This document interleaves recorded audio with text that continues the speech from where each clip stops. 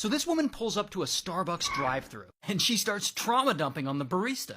Today is National Day of Remembrance for homicide victims, and my husband was brutally killed. And then she starts crying, making the whole thing uncomfortable to watch.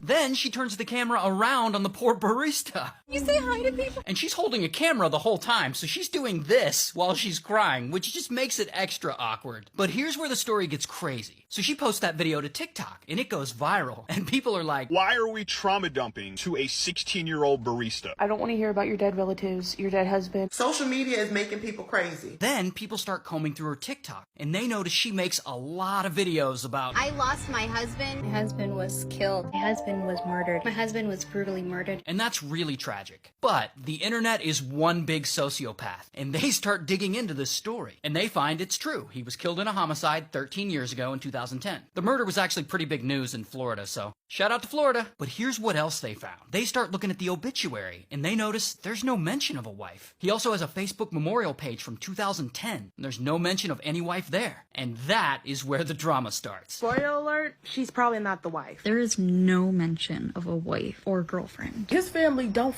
know you. One TikToker, Bush Muncher, great name by the way, even made a 10-minute breakdown of all this. She may or may not be lying about this person being her husband in the first place. Okay, but why would Trauma Dump Lady lie about being married to this guy? Well, they argue that she allegedly has a book coming out soon, a book about him. This is where she started to realize, maybe I can monetize his death. Okay, let me stop you right there, because these accusations are getting pretty wild. So I did a deep dive into this whole thing to see if this conspiracy holds any weight, and here's what I found. So Bush Muncher and the others were actually right. There's no mention of any wife on the Facebook memorial page. They were also right about the obituary. There's no mention of a wife or fiance or girlfriend. It even mentions aunts, uncles, cousins, friends. Still, no wife. But then I saw this. On that obituary, way down at the bottom, I found a note posted in 2010 by Trauma Dump Lady, and it references their alleged engagement. I also found this video she made where she clarifies that she and him were engaged, and not all marriages are on paper. Then I found this old photo online of him and her together, and that is where I stopped digging, because that's enough evidence for me. Like, I don't want to dig into this person's past anymore, like, it feels weird. So yes, the two of them likely had some kind of romantic relationship in the past, marriage or otherwise, and she's dealing with losing him the way she's dealing with it. And yeah, we all agree that the trauma dumping at Starbucks is a little much, but maybe the TikTok mob needs to chill with the conspiracies.